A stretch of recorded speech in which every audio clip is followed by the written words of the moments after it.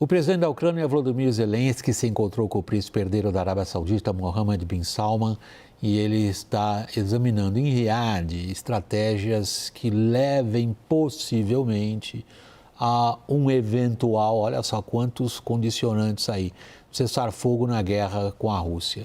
Amanhã a delegação ucraniana se reúne com representantes dos Estados Unidos. Detalhes você confere na reportagem de Mariana Giangiacomo. Zelensky aposta na diplomacia da Arábia Saudita para garantir a reaproximação com os Estados Unidos. A relação entre Kiev e Washington descarrilhou depois da chegada de Donald Trump à Casa Branca. O republicano pressiona a Ucrânia a aceitar uma trégua com a Rússia, ainda que isso signifique ceder parte do território ao Kremlin.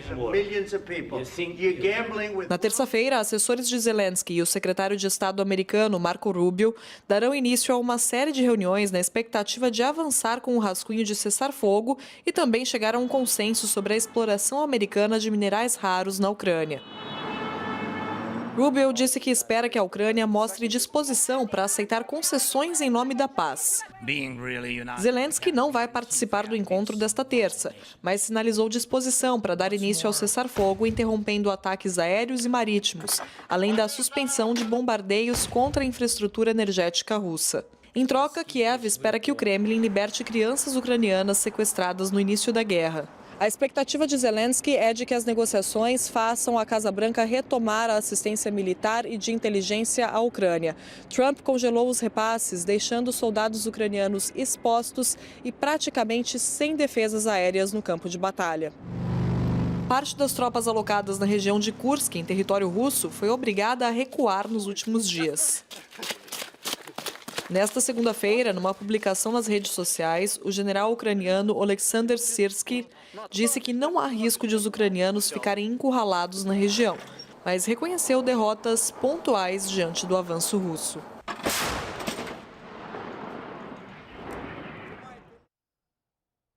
Leonardo, começando por você, que está participando de forma remota aqui do nosso programa, Marco Rubio, ele ficou muito mais em evidência nos últimos dias por uma série de confrontos pessoais, inclusive, highly personal, como eles falam em inglês, com Elon Musk na presença do Trump, do que por ideias próprias a respeito do que se poderia negociar, em que prazo, em que condições entre Rússia e Ucrânia.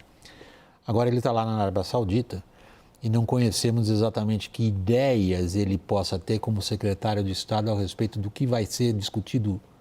Você tem essa ideia? William, eu acho que o governo do presidente Trump, tudo é sempre, cada dia uma emoção nova, né? Mas a minha avaliação é que a proposta que os ucranianos vão levar para a mesa de negociações nessa reunião de amanhã vai ser para um cessar-fogo de 30 dias, tanto no ambiente naval como no ambiente aéreo. No ambiente naval, na verdade, nós já estamos vendo já há mais de um ano, em função do emprego aí de drones, o exitoso emprego de drones da Ucrânia contra a Marinha Russa praticamente não ter feito nada ali no Mar Negro, mas na parte aérea seria bastante importante para a Ucrânia, que não está recebendo mais munição dos Estados Unidos, né? Os armamentos foram congelados aí pelo Trump na semana passada, o envio de armamentos. Então, a proposta que a Ucrânia deve levar para a mesa de negociações amanhã é esse cessar-fogo de 30 dias, mas o que os Estados Unidos realmente querem é a questão do acordo de minerais. E acho que o Zelensky está numa posição bastante fragilizada, a Ucrânia está numa posição bastante fragilizada, tanto em função aí do corte de envio de armamentos, como também a questão do corte de inteligência, e a notícia que vimos agora e que eu acompanhei ao longo do dia, desse avanço da Rússia ali na região de Kursk, que é uma região russa, que a Rússia está quase retomando da Ucrânia, ou seja, uma derrota no terreno importante para os ucranianos. Então, eu acredito que amanhã, principalmente, nós vamos ver essa posição da Ucrânia pela negociação e podemos ter até boas notícias. Aliás, o Trump está precisando de boas notícias depois do resultado aí no mercado americano hoje, que nós vimos, inclusive na reportagem anterior. Lorival, tem esse aspecto que ao qual o Leonardo acabou de se referir, que é um aspecto, vamos dizer, imediato. Mas qual é a garantia de segurança para a Ucrânia que possa ser colocada na mesa em discussão? Os Estados Unidos não sinalizam qualquer possibilidade, né, de uma garantia de segurança, que foi o grande empecilho, né, para a Ucrânia aceitar aquelas condições iniciais de acordo que eles tentaram impor, desde a Conferência de Munique, a reunião de Bruxelas e depois naquela desastrosa reunião na Casa Branca, né? Então, o que o Trump fez foi cortar a inteligência, né? Isso que tem efeito imediato, né? Corte de armas tem um efeito de prazo mais longo, mas deixou a Ucrânia às cegas e a Rússia aproveitou, fez bombardeios maciços nos últimos dias, né? E deixou realmente a Ucrânia muito fragilizada. E aí, hoje, na véspera desse encontro entre as delegações americana e ucraniana em Jeddah, ele... desculpa, eu falei Riad em Jeddah. Mas em Jeddah, ele recoloca a inteligência, né?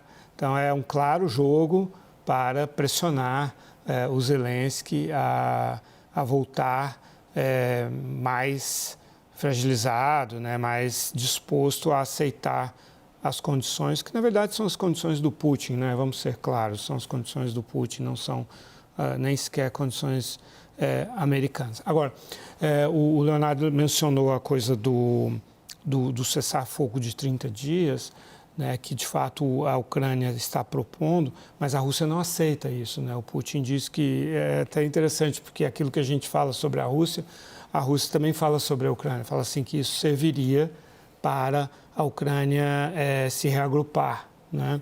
E porque a Rússia, inclusive, de novo, como o Leonardo mencionou, está numa posição de força neste exato momento, né? Há uma mudança dos últimos dias e eles estão avançando sobre a região de Kursk, que é a carta que a Ucrânia tem na manga nessa negociação territorial. Uma eventual troca de território. Né? Então, acho que, diante de tudo isso, o Zelensky realmente está num momento incrivelmente difícil. Você consegue identificar, Leonardo, que tipo de garantia de segurança poderia estar sendo examinada nesse momento?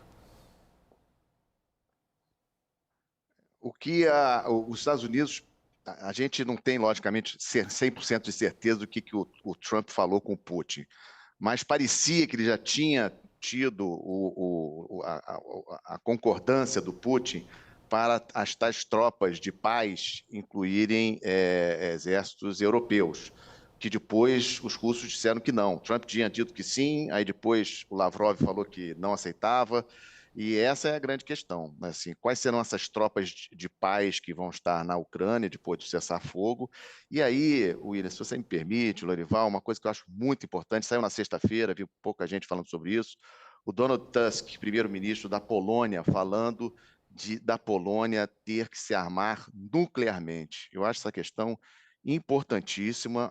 A Polônia já está com orçamento de defesa de 4,7% do PIB, 4,7%, querendo chegar a 5%, ou seja, é um valor muito alto, e o Donald Tusk falou claramente na sexta-feira perante o parlamento polonês de que a Polônia precisa ter armas nucleares para efetivamente se defender, inclusive citou o caso da Ucrânia de 1994, quando ela devolveu aquelas armas nucleares. Então, acho que essa é uma questão muito importante, já que você está falando de segurança, né? De garantias de segurança, e o Donald Tusk foi bem pontual com essa questão aí das armas nucleares, que me preocupou bastante, essa declaração do primeiro-ministro polonês, que a gente junta com aquela do futuro chanceler alemão, que disse que não deve ter restrições para o rearmamento da Alemanha. A gente sabe, você que foi correspondente lá e conhece muito bem a Alemanha, sabe que já foi a Alemanha em termos de poder militar, e a gente ouvir isso do próximo chanceler alemão também me preocupou bastante. Então, eu acho que em termos de segurança, o Zelensky gostaria era a presença de tropas de paz para garantir ali o cessar-fogo, não apenas da Europa, mas também com a presença dos Estados Unidos de alguma forma. Isso o Trump não quer. Não quer ter envolvimento militar dos Estados Unidos, né, numa eventual tropa de paz. E depois o Putin já disse que não quer também nem tropas europeias, digamos assim, na Ucrânia. Então a situação está realmente muito difícil da gente ler a leitura de como que isso aí, essa negociação, está um jogo de negociação. Uma coisa importante também, que o Lorival falou, a questão de ninguém gosta de perder, acho que foi na semana passada que o Leval comentou, ninguém gosta de perder território. A Ucrânia está perdendo 20% do seu território para a Rússia. Isso é muito difícil. Qualquer presidente olhar para a sua população, olhar para o seu parlamento e dizer que vai aceitar, vai assinar reconhecendo que esses 20% do território que hoje a Rússia ocupa, a Ucrânia reconhecendo esse território como russo, isso é muito difícil. Por isso que essa negociação, ela sempre foi difícil, eu sempre duvidei desde o primeiro minuto, quando o Trump falava que em 24 horas ele resolvia a guerra. Não é fácil resolver essa guerra. Lourival, a gente tem os europeus reagindo de maneira até um pouco quieta diante das declarações bem lembradas pelo Leonardo Matos sexta-feira passada do presidente da Polônia. Primeiro-ministro. Perdão? Primeiro-ministro. Obrigado. Colocando-se na situação dos poloneses, dá para entender o que passa pela cabeça deles. Que nos últimos 200 anos eles foram divididos várias vezes, sempre com alguém de Moscou metido nessa história, inclusive no começo da Segunda Guerra Mundial, quando a Polônia foi dividida entre a Alemanha nazista e a União Soviética stalinista e depois foi traída em alta. Então, para os poloneses faz todo sentido isso daí. Para os alemães, o rearmamento também, por uma série de motivos. A questão que eu peço que você examine é a seguinte: até onde vão os europeus na tentativa de ser um peso nas negociações que estão acontecendo agora na Arábia Saudita? Eu acho que o Emmanuel Macron, que é, neste momento, o líder mais importante, porque o Friedrich Merz não assumiu ainda o cargo e porque a França é uma potência nuclear, isso no contexto da União Europeia, e claramente tem o Reino Unido, que é muito importante também, outra potência nuclear. Entendeu, ao dizer também que, não, a França vai oferecer esse guarda-chuva nuclear contra a Rússia, é que ele tem essa eleição daqui a 2 anos, né, e ele estava muito intimidado, né, com medo, né, do que os passos dele poderiam representar em termos de ganho de popularidade da extrema-direita. E acho que ele entendeu, não, peraí, eu vou jogar a carta nacionalista aqui.